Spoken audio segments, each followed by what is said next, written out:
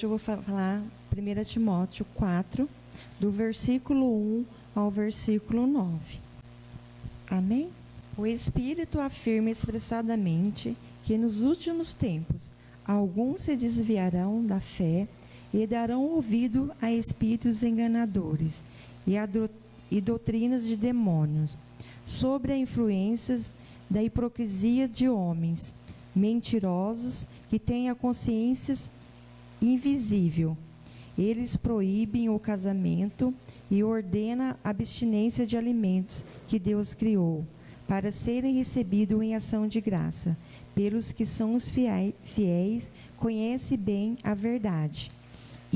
Visto que todas essas coisas criadas por Deus são boas, nada deve ser rejeitado, se de forma recebido com ação de graça, pois são santificadas pela palavra de Deus e pela oração. Ensinando essas coisas aos irmãos, serão bons ministros de Cristo Jesus, nutridos pela palavra da fé e da boa doutrina que têm seguido. Mas rejeita as fábulas profanas e insensata, exercita-se na piedade, pois o exercício físico é proveitoso para pouca coisa, mas a piedade é proveitosa para tudo, visto que tem a promessa da vida presente e da futura. Esta palavra é digna de crédito de toda a aceitação. Amém? Em 1 Timóteo 4, Paulo alerta que nos últimos dias o compromisso com a fé em Jesus será cada vez menor, né? Em contrapartida, as pessoas buscarão cada vez mais a idolatria e o engano. Para ser bem-sucedido, o cristão deve estar bem atento à palavra de Deus e ao exercício da fé cristã, né? O bom combate se deve ser bem lutado. Por isso, é o nosso dever estar atento às Escrituras e também dar bons exemplos de Cristo da sã doutrina, né? O primeiro versículo fala assim: o Espírito afirma expressadamente que nos últimos tempos alguns se desviarão da fé e darão ouvido aos espíritos enganadores e a doutrinas de demônios, né? Paulo inicia uma série de instruções aqui específicas a Timóteo, né? O Espírito expressadamente diz a Paulo que ele pode estar se referindo-se a profecias esperadas pelo Espírito Santo acerca do abandono da fé, né? Que a gente pode ver lá também em Daniel 7.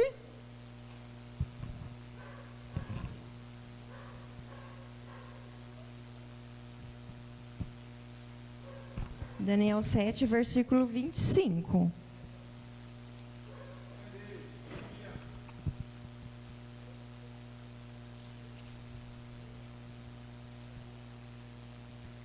O óculos está uma bênção.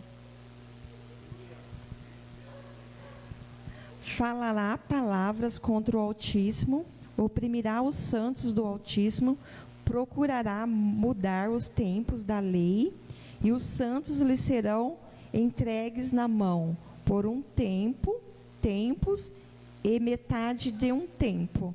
Olha que ele fala lá em Daniel 8, 23 também.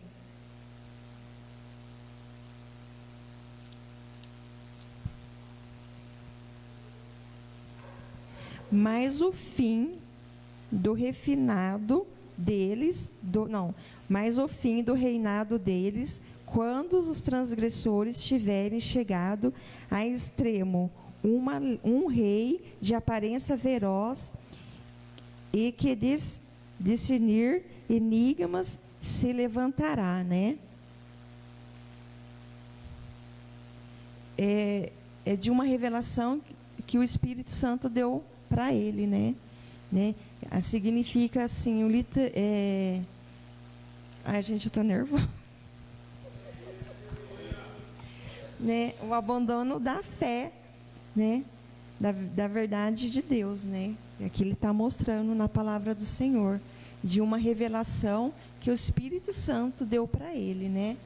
Agora, o significado literal que apostarão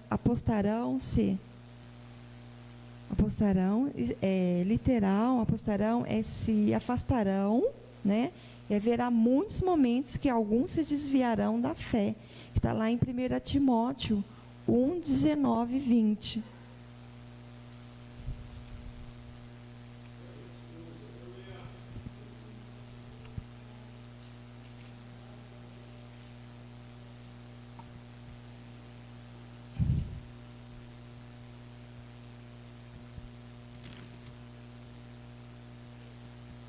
O 19 e o 20.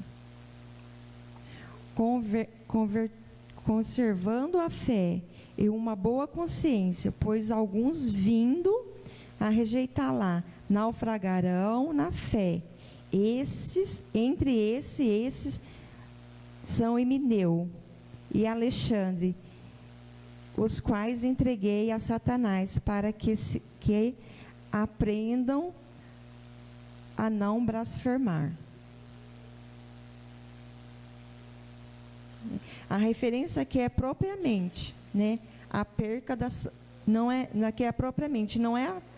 a perca da salvação, mas o fato de deixarem de andar na obediência de Deus, né? Ele fala também lá em 1 Coríntios 1,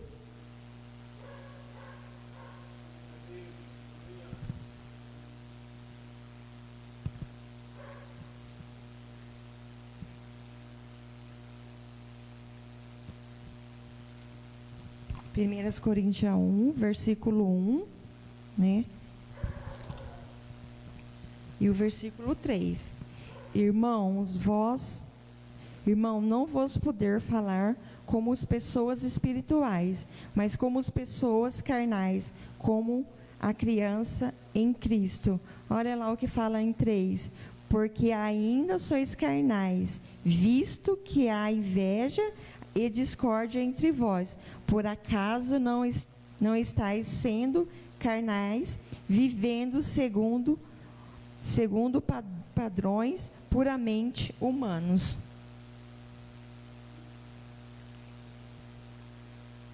Agora, 1 Coríntios 11, o versículo 29 e o 30.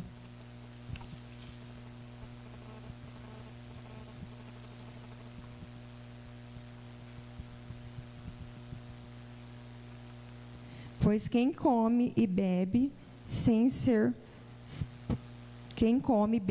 ter consciência do corpo do Senhor, come e bebe para a sua própria condenação. Por causa disso há entre vós muitos fracos e doentes e muitos que já morreram.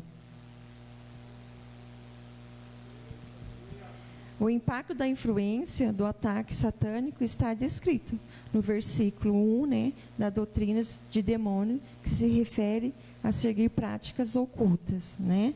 Agora, no versículo 2, fala da cauterização da nossa consciência, né? Olha o que o versículo 2 fala. Sobre a influência, versículo 2, sobre a influência da hipocrisia de homens mentirosos que têm a consciência invisível.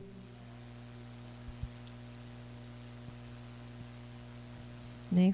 Como nós poderíamos acreditar nessas coisas, assim como de costume, né? A gente queima o nosso dedinho lá no ferro, o nosso dedinho fica adormecido, né? Então, é o mesmo modo, a nossa consciência, ela se torna adormecida, né? Aqui no capítulo 2, ela se torna adormecida, cauterizada pelo pecado. Então, a gente tem que tomar muito cuidado, né? Para a gente não deixar que o pecado entre na nossa mente e venha nos cauterizar lá dentro, venha tampar a nossa visão, para que a gente não venha enxergar o pecado. Então, tome muito cuidado, para sua mente não ficar adormecida, cauterizada pelo pecado, né?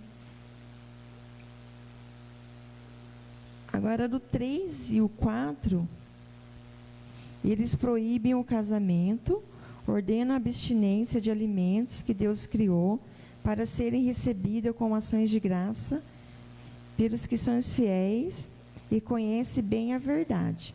Visto que todas as coisas criadas por Deus são boas, nada deve ser rejeitado, se de forma recebido como ação de graça. Aqui no 3 e no 4, primeiro eles falam, né, dos falsos profetas, né, os falsos mestres em Efésios, que menosprezavam, né, o mundo material, como se fosse somente mal. E isso tornou uma doutrina central, né, desenvolvida naquele século, né. Todavia, lá em Gênesis, né, Gênesis 1, 31, tudo que Deus criou foi por Ele, né, considerado muito bom. E os cristãos devem se desfrutar de tudo que Deus criou, né, e lhes dar, usar e administrar, né, tudo que Deus criou aqui nessa terra, né, a gente foi para a gente, nós cristãos, desfrutarmos de tudo, né, muitas seitas falam que a gente não pode comer certos alimentos, né? Mas se foi Deus que criou, tudo é bom, é perfeito, né? Como no casamento também, foi Deus que criou o casamento, né? O cristão é para ele viver o melhor casamento na face da terra, né? Porque foi Deus que criou, né? Então, irmão, tudo que Deus criou na terra é para a gente desfrutar da melhor maneira, né? Tendo fé em Deus, sabendo desfrutar daquilo. Então, irmãos, é isso, né? A gente temos que desfrutar tudo que Deus criou, que nos deu, né? Para a gente usar e administrar, né? A gente temos que saber administrar o que Deus criou para a gente nessa terra. Muitas pessoas falam, mas isso a gente não pode. Muitas vezes as pessoas falam, né, o cristão não pode ir para a praia, né? Mas se foi Deus que criou, a gente também pode usufruir disso, né? De tudo, tanto da parte da comida e de todas as outras coisas. Tudo que Deus fez é bom. Agora o versículo 5.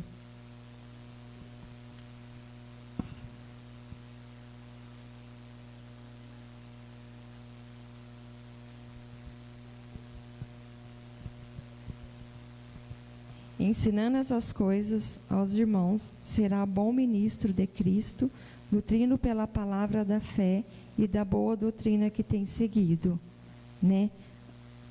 Aqui está falando no 5, santifica, significa separada. Casamento, alimentos, são bens, né? São na realidade os assuntos espirituais que devem ser desfrutados pelos cristãos, sempre reconhecendo seu objetivo correto perante o Senhor, né?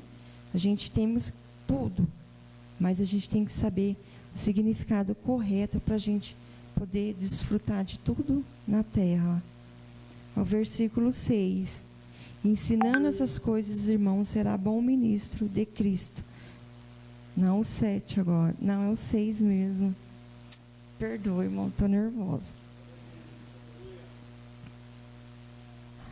Ensinando essas coisas aos irmãos, será bom ministro em Cristo, nutrindo pela palavra e boa doutrina que tem seguido. O crescimento constante da igreja ocorre por meio da pregação da palavra, a fé, instrução, na boa doutrina, na sã doutrina, na base de ministros e da saudável e do seu correto exercício.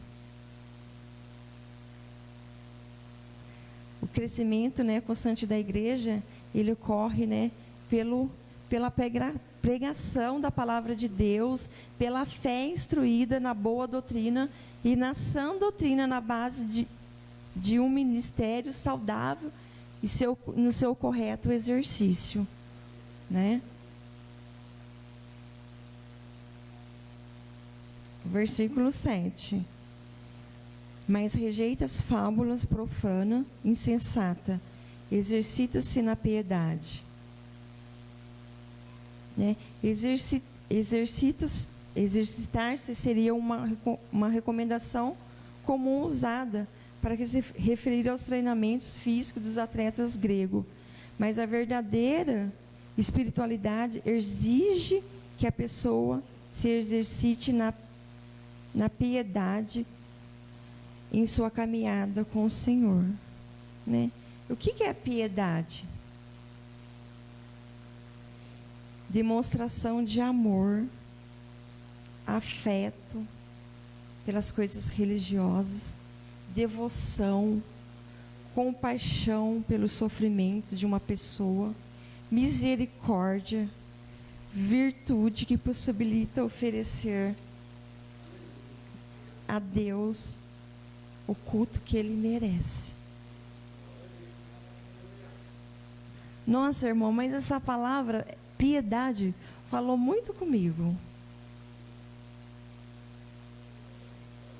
A gente temos que andar nessa piedade de Deus. Né? Paulo fala aqui que para a gente ser um bom cristão, bater o bom combate, é na palavra de Deus e na piedade do Senhor. A piedade é o quê?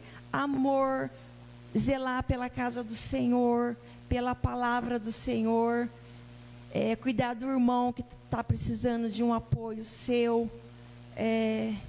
Nossa, eu estava lá em casa, eu fiquei pensando, nossa, que palavra, piedade,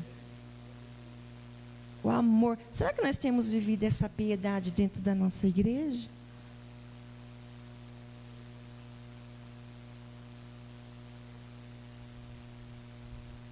O amor, né? A palavra de Deus fala, né, que quando chegasse nos finais do tempo, que o amor de muitos se esfriaria. E a gente tem visto isso, né? As pessoas com falta de amor. Mas a gente, como cristão, a gente não pode deixar esse amor se esfriar dentro de nós.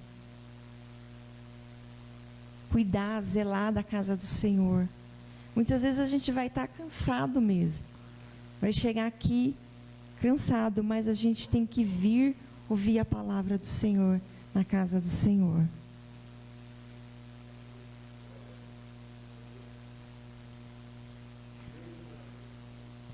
O 8 fala, né?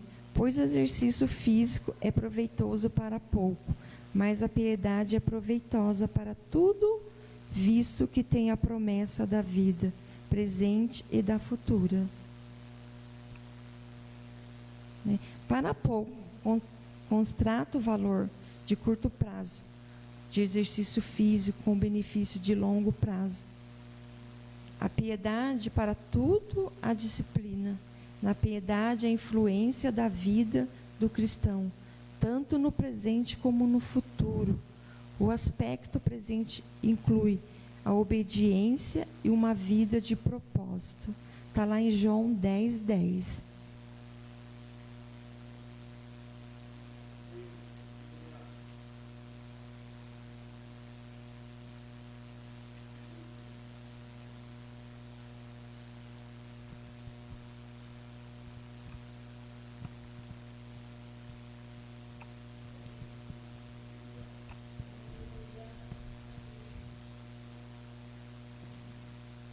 Amém? O ladrão vem somente para roubar, matar e destruir. Eu vim para que tenham vida e tenham vida com abundância. Olha que palavra, né? Se nós obedecermos, né, a palavra do Senhor, andarmos no caminho do Senhor, irmão, nós vamos caminhar para ter vida com abundância. E aonde a gente vai ter vida com abundância? Só em Jesus Cristo, né? O futuro envolve, né, maiores recompensas no reino de Cristo, que está por vir. Olha que ele fala lá em Coríntios, 1 Coríntios 3.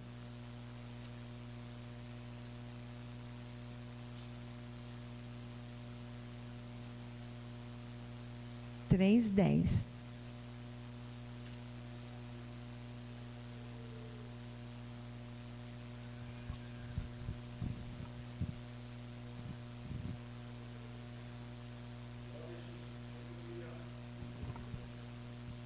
segundo a graça de Deus que me foi dada, lancei fundamentos como sábio construtor, e outro edifica sobre ele, porém cada um veja como edifica. Agora o 15.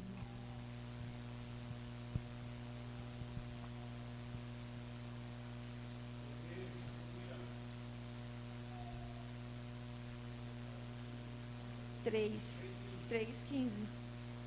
O mesmo.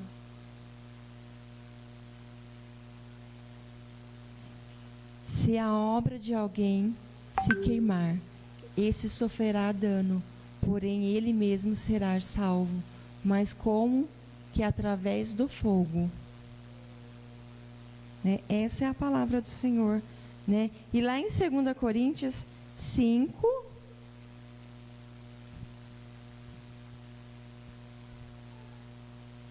o 9 e o 10.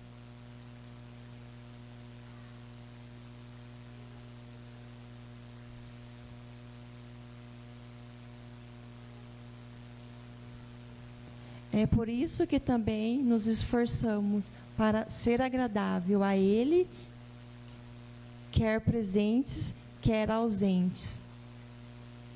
Porque é necessário que todos nós comparecemos diante do tribunal de Cristo, para que cada um receba segundo o bem ou o mal que tiver feito por meio do corpo.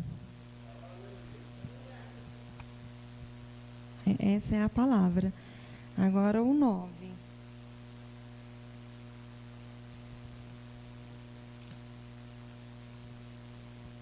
Essa palavra é digna de crédito e de toda aceitação. Essa palavra é fiel, é digna de toda aceitação.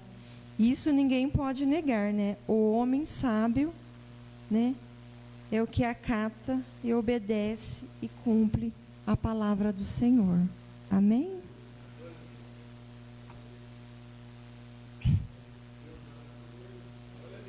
Eu agradeço a minha oportunidade.